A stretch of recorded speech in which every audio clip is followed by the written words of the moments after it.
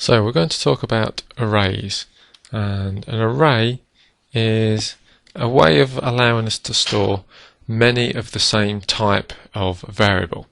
So far we've probably just looked at individual variables. So let's say we've done something like stored int, let's say age, okay, and let's say we've given that a value of something. Okay, so this is created as a single variable with the name of age, a data type of integer, and it's initialized it with the value 10. Now let's say we needed to store a lot more ages of something. Now what we don't want to be doing is something like this.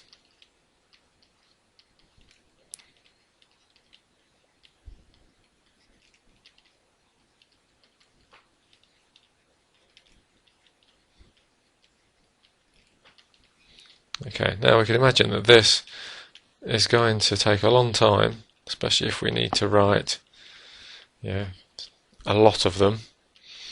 Okay, or something. Okay, so, and it gives us lots of headaches if we want to access these. Very difficult to access these in a loop.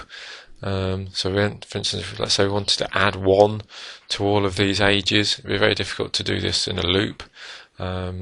And very difficult to actually access them, very time consuming, a bad way of doing it, so we really don't want to be doing that at all.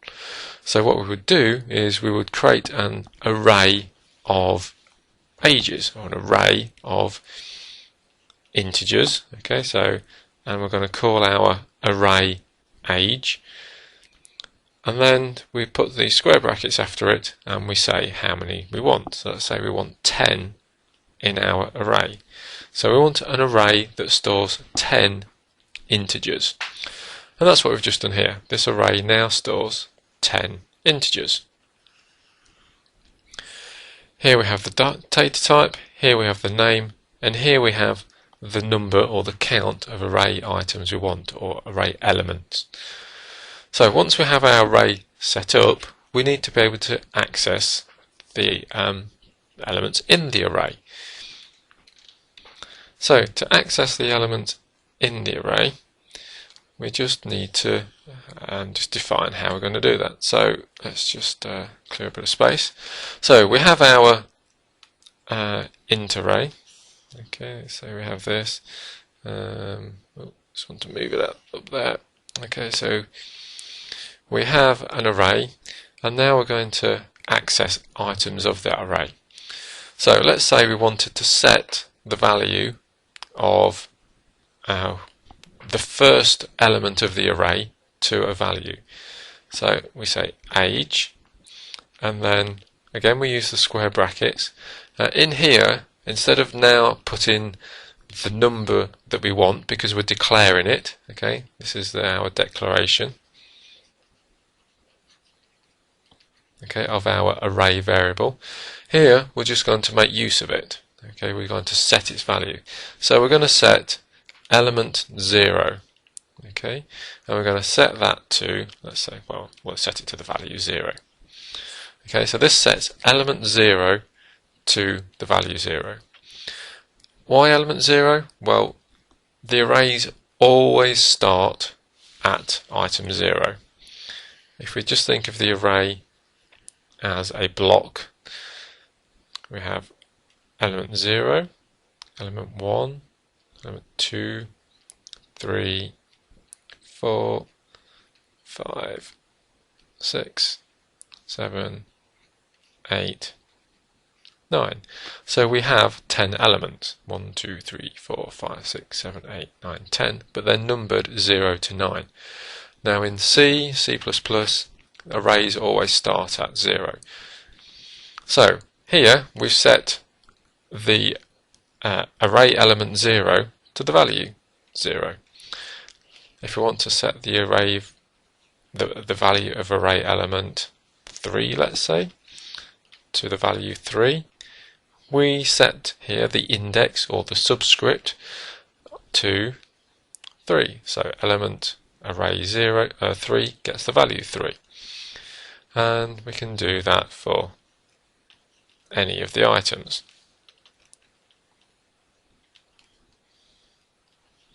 The benefit here is that if we wanted to, although we're typing in the number of the element that we want to change here, the index, we could actually put a variable in here, put it in a loop, and then we could create a loop that would just go through and put the values in the array for us, working it out with some algorithm. Okay, so we know how to declare our array, we know how to access our array, we know what the indexes the indexes are in our array, always remembering that they start at index 0. One thing to remember is not to go beyond the index. So if we said we wanted to edit element 10, okay, and put the value 10 in element 10, now we don't have element 10, so what would happen? Well, depending on the language, okay, we might actually add value or put the value 10 in this memory location. Okay, imagine these are memory locations. However, that's not necessarily a good thing, because that could have been some other data. So we could have overwritten some data, or we could have actually overwritten some code for the program. Either way, that's a bad thing, and it could easily cause your program to crash.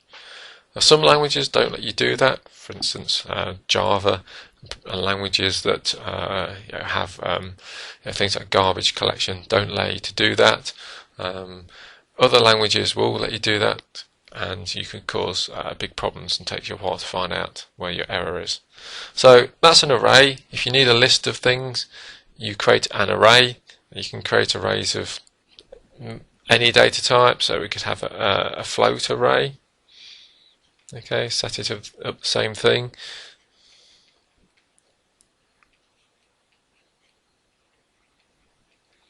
We could have a char array, so if we wanted a string of something, so if we wanted to store someone's name in a char array, we could create a char array, and that's an array of characters. This is an array of floats, this is an array of ints, so we can use any of the data types to create an array.